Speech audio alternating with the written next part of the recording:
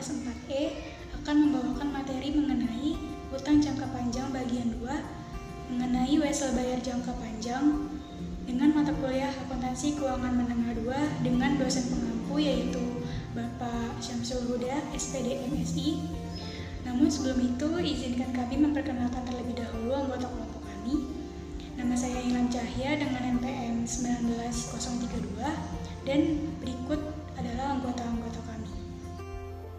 Perkenalkan, nama saya Gita Jumaida Panjaitan, NPM 19181. Perkenalkan, nama saya Intan Alba Suparman, NPM 19186. Wesel bayar jangka panjang merupakan janji tertulis pembayaran pada pihak lain sejumlah nominal tertentu dan sudah menentukan waktu dan bunga sebelumnya. Wesel bayar jangka panjang memiliki ciri khusus berupa disertakannya jaminan atas aset tertentu dan memilih perusahaan sebagai jaminan. Wesel bayar jangka panjang memiliki 3 tipe. Yang pertama, wesel diterbitkan pada nilai nominal. Yang kedua, wesel tidak diterbitkan pada nilai nominal. Dan yang ketiga, wesel bayar dalam situasi khusus. Yang pertama adalah wesel diterbitkan pada nilai nominal.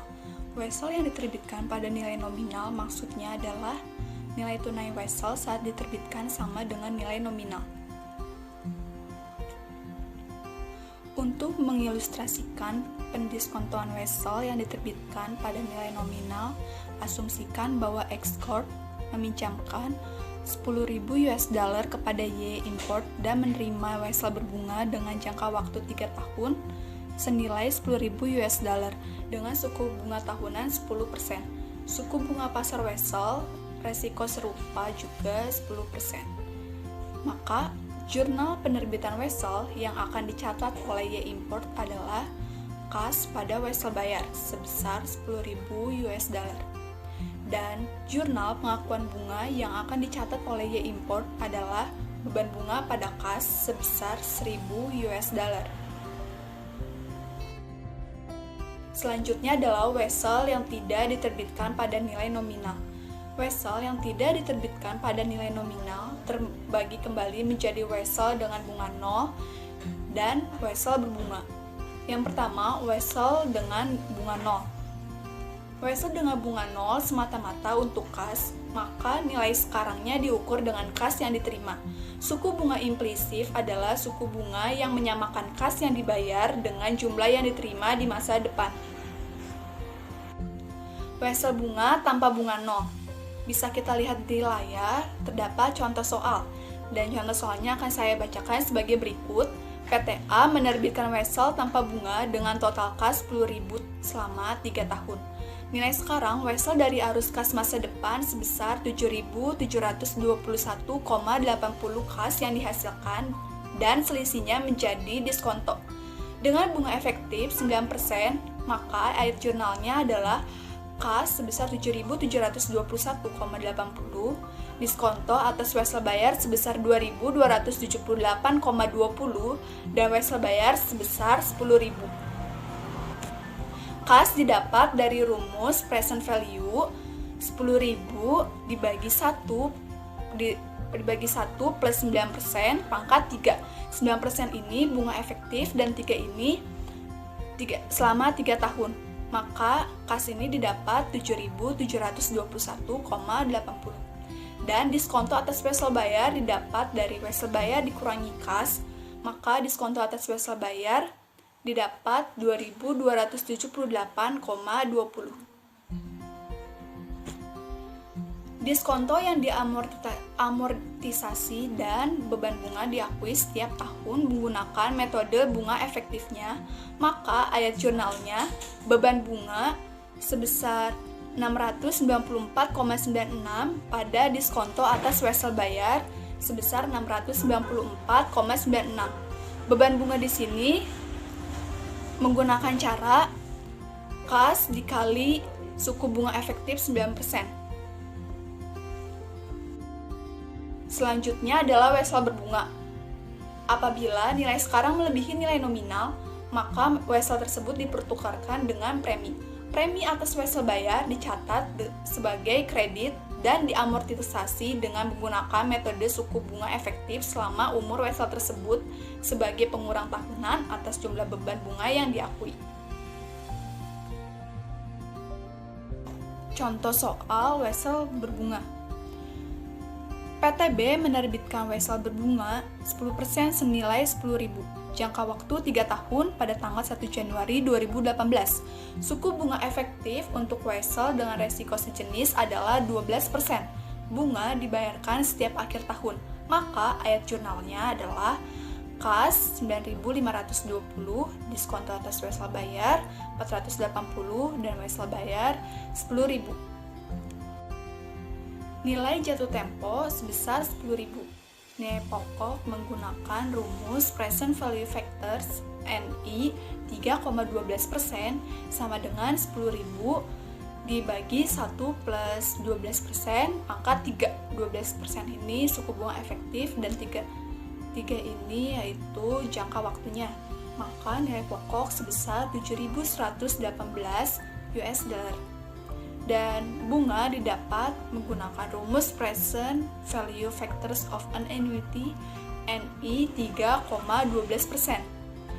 Maka sama dengan 1.000 US dollar. 1.000 ini didapat dari 10.000 kali 10% dikali 2,40183. 2,40183 ini didapat menggunakan rumus present value factors of an annuity 3,12% dengan rumus 1 dikurang 1 per 1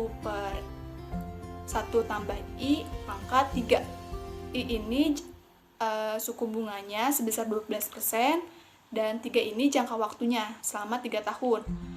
Dibagi lagi, lalu dibagi interest 12%. Maka hasilnya adalah 2,40183. Nilai pokok tambah nilai bunga didapat 9.520. Lalu 10.000 dikurangi 9.520, maka hasilnya didapat 480. Diskonto yang diamortisasi dan beban bunga yang diakui setiap tahun menggunakan metode bunga efektif. Maka ayat jurnalnya adalah sebagai berikut. Beban bunga sebesar 1.142 yang didapat dari hasil 9.520 kali 12%. Diskonto atas wesel didapat dari beban bunga dikurangi kas. Dan kas 1.000 didapat dari 10.000 kali 10%.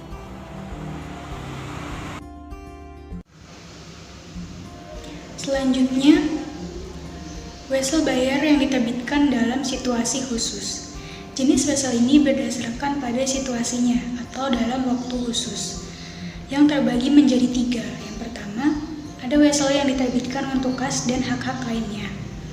Ada kalanya ketika suatu wesel diterbitkan akan mendapatkan hak atau privilege atau keistimewaan tambahan yang nantinya akan diberikan kepada penerima wesel. Kondisi ini akan terjadi ketika wesel yang diterbitkan diberikan kekhususan atau keistimewaan tambahan, sehingga dalam pencatatannya nanti akan terdapat pendapatan di masa depan yang belum diterima oleh perusahaan terutang. Pencatatan pada jurnal keuangan juga harus disertai dengan amortisasi dari pembayaran dengan bunga yang efektif.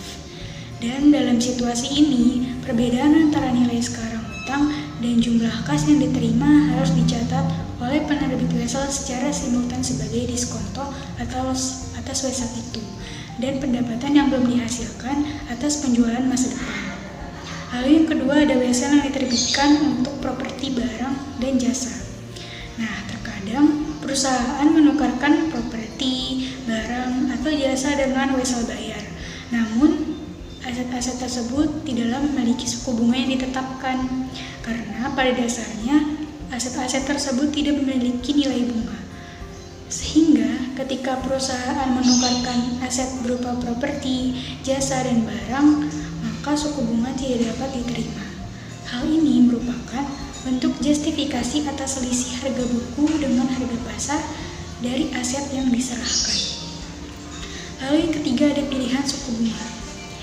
Nah, dalam transaksi wesel, suku bunga pasar atau suku bunga efektif itu nyata atau dapat ditentukan oleh faktor lain yang terlibat dalam pertukaran, seperti nilai pasar wajar dari apa yang diberikan atau diterima.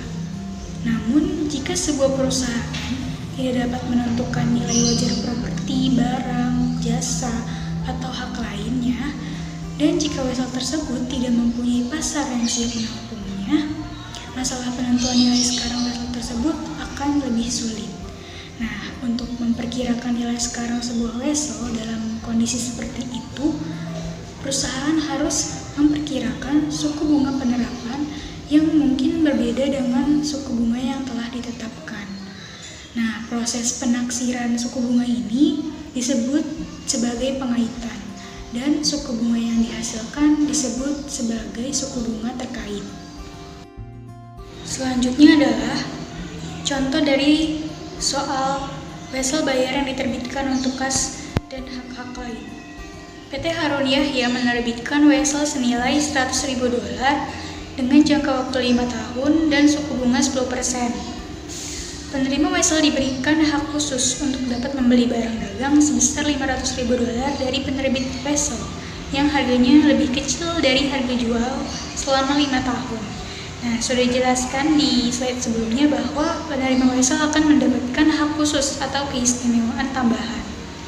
Maka jurnalnya adalah kas didebit sebesar $62.090, diskonto atas wesel bayar sebesar $37.910, pada wesel bayar sebesar $100.000. Dan juga di sini mencatat pendapatan yang belum dihasilkan atau pendapatan yang terhutang. Yaitu jurnalnya pendapatan diterima di muka sebesar $500.000 pada penjualan sebesar $500.000. Nah, di sini untuk mencari nilai sekarangnya itu menggunakan present value, yaitu tinggal dikalikan dengan present value interest factor 100.000 dikali 0,6209 sama dengan 62.090. Nah, untuk memudahkan mencari present value interest factornya, kita dapat menggunakan tabel sebagai berikut. Nah, untuk mencari nilai diskontonya, tinggal menselisihkan 100.000 dikurang 62.090 sama dengan 37.910. Nah, dalam penjelasan jurnal di atas, diskonto yang diamortisasi dan beban bunga diakui setiap menggunakan metode bunga efektif. Sementara pendapatan yang belum dihasilkan diakui sebagai pendapatan dari penjualan barang dan diproratakan atas dasar yang sama dengan jumlah penjualan pemasok kepada pemberi pinjaman setiap periode terhadap total penjualan kepada pemberi pinjaman selama jangka waktu wesel. Selanjutnya, contoh soal dari wesel bayar yang diterbitkan untuk properti, barang, dan jasa. PT Budi Sejahtera sebagai penjual menjual tanah yang mempunyai harga jual tunai sebesar $200.000 kepada PT Pastiluhur, yaitu sebagai pembeli, untuk ditukarkan dengan wesel tanpa bunga. PT Pastiluhur berjangka 5 tahun senilai $293.866, harga jual tunainya sebesar $200.000, merupakan nilai sekarang dari wesel yang senilai $293.866 yang didiskontokan pada 8% selama 5 tahun. Maka jurnalnya adalah untuk jurnal PT Pastiluhur, yaitu tanah sebesar $200.000, diskonto atas wesel bayar sebesar $93.866, pada wesel bayar sebesar $293.866. Nah, untuk jurnal pada PT Budi Sejahtera adalah wesel tagih sebesar $293.866 pada diskonto atas wesel tagih sebesar $93.866 dan penjualan $200.000. Nah, selama umur 5 tahun, PT Pastiluhur menghitung amortisasi secara tahunan. sebagian dari diskonto sebesar $93.866 sebagai beban bunganya. Sedangkan pada PT Budi Sejahtera akan mencatat pendapatan bunga sejumlah $93.866 selama periode 5 tahun dengan mengamortisasikan diskonto di atas dengan pendekatan bunga efektif.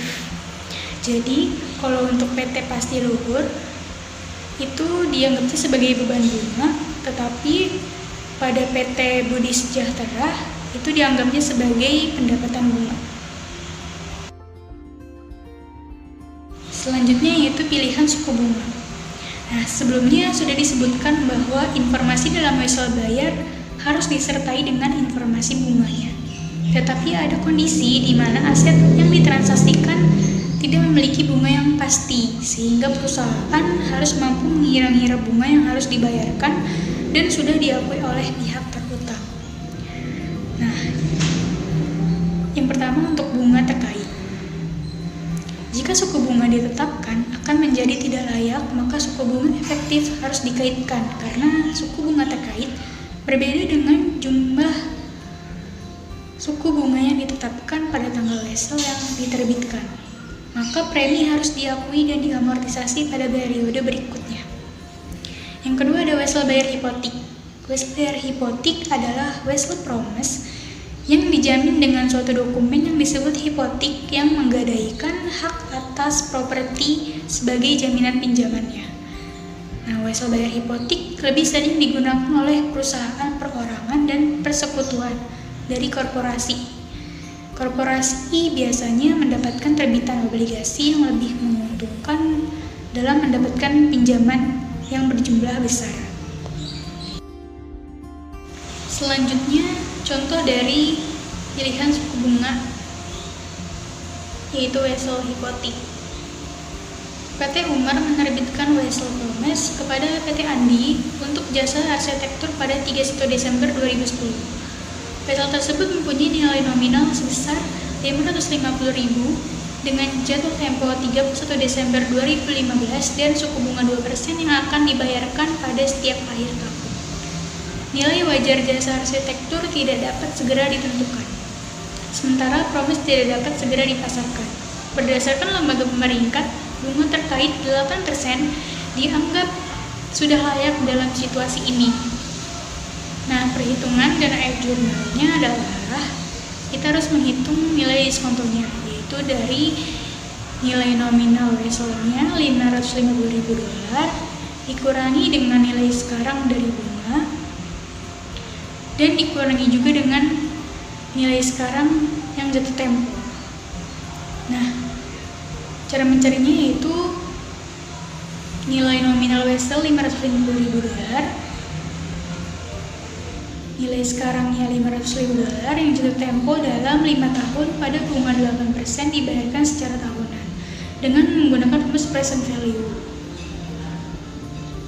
yaitu $550.000 dikali dengan 0,68058 sama dengan 374.319. Nah, untuk memudahkan mencarinya itu bisa juga dilihat dari tabel present value.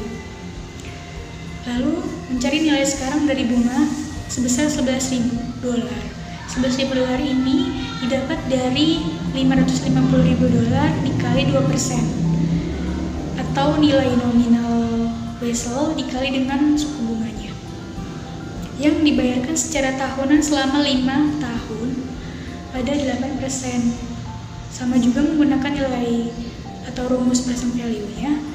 Hasilnya yaitu 43.920. Nah, jadi nilai diskon total wesel bayarnya adalah $550.000 dikurangi dengan 374.319 dikurangi lagi dengan 43.920. Hasilnya 131.761. Maka jurnal yang dibuat untuk tanggal 31 Desember 2011 adalah bangunan konstruksi dalam proses didebit sebesar 418.239, diskonto atas wesel bayar sebesar 131 761 pada wesel bayar sebesar 550.000. Dan juga kita akan menjurnal pembayaran tahun pertama dan amortisasi diskonto dicatat sebagai berikut, yaitu beban bunga di kas sebesar 33.459 pada diskonto atas wesel bayar sebesar 22.459 dan kas sebesar 11.000.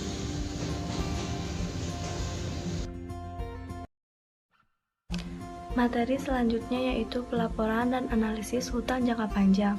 Pelaporan dan analisis hutang jangka panjang merupakan salah satu bidang yang paling kontroversial dalam laporan keuangan, karena hutang jangka panjang mempunyai dampak yang signifikan terhadap arus kas perusahaan. Maka, persyaratan pelaporan harus substansif dan informatif. Pembayaran di luar neraca merupakan salah satu pelaporan dan analisis hutang jangka panjang. Pembayaran di luar neraca adalah suatu upaya untuk meminjam uang dengan cara sedemikian rupa sehingga kewajiban tidak tercatat. Salah satu bentuk pembiayaan di luar neraca adalah perjanjian pembiayaan proyek yang timbul apabila 1. Dua atau entitas baru dibentuk untuk membangun pabrik operasi yang digunakan. Yang kedua, entitas baru meminjam dana untuk proyek dan membayar utang dari hasil proyek. Yang ketiga, pembayaran utang dijamin oleh perusahaan. Keunggulan perjanjian ini adalah perusahaan yang merupakan entitas baru tidak harus melaporkan kewajiban pada pembukuannya. Alasan perusahaan berusaha mengadakan perjanjian pembiayaan di luar neraca adalah: yang pertama, banyak yang berpendapat bahwa peniadaan hutang akan mempertimbangkan mutu neraca dan memungkinkan kredit diperoleh dengan lebih cepat serta dengan biaya yang diperoleh ringan. Yang kedua, ketentuan pinjaman seringkali menetapkan pembatasan atas jumlah hutang yang dapat dimiliki. Yang ketiga, dikemukakan oleh beberapa pihak bahwa sisi aktiva dari neraca dinyatakan terlalu rendah.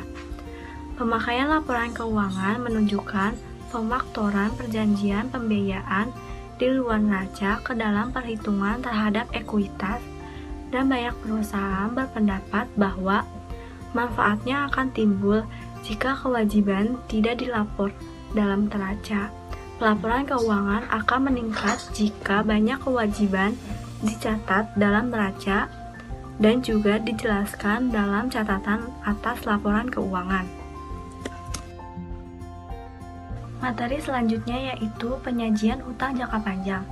Perusahaan yang mempunyai banyak terbitan hutang jangka panjang dalam jumlah besar seringkali hanya melaporkan satu akun dalam neraca dan mendukungnya dengan komentar serta schedule dalam catatan yang menyertainya.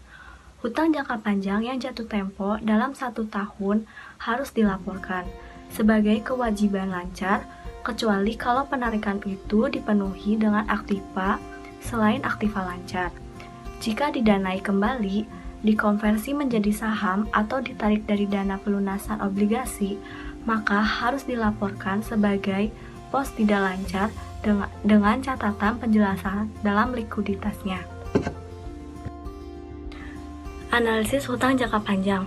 Pemegang saham dan kreditor jangka panjang berkepentingan dengan solvensi jangka panjang perusahaan, terutama kemampuannya membayar bunga yang akan jatuh tempo dan melunasi nilai hutang pada saat jatuh tempo. Untuk mencari analisis hutang jangka panjang, kita bisa menggunakan rumus. Yang pertama, rasio hutang terhadap total aktiva. Rasio hutang terhadap total aktiva adalah mengukur persentase total aktiva yang disediakan oleh kreditor. Perhitungan ini ditunjukkan dengan rumus dengan membagi total bunga baik kewajiban jangka panjang maupun kewajiban jangka pendek dengan total aktiva. Yang kedua, dapat menggunakan rumus rasio berapa kali bunga dihasilkan. Rasio berapa kali bunga dihasilkan yaitu menunjukkan kemampuan perusahaan untuk membayar bunga ketika jatuh tempo.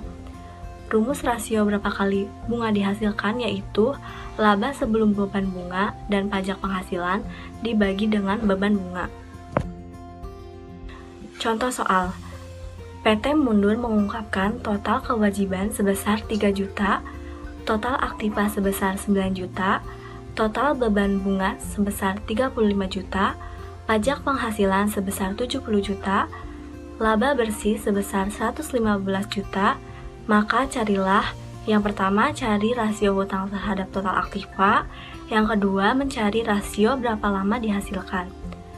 Untuk menjawab soal yang di atas, kita bisa menggunakan rumus yang sudah dijelaskan sebelumnya, yaitu dengan rumus rasio hutang terhadap total aktiva adalah total hutang dibagi total aktiva. Total hutang sebesar 3 juta dibagi total aktiva sebesar 9 juta sama dengan 0,333 jika dikepersenkan menjadi 33,3%.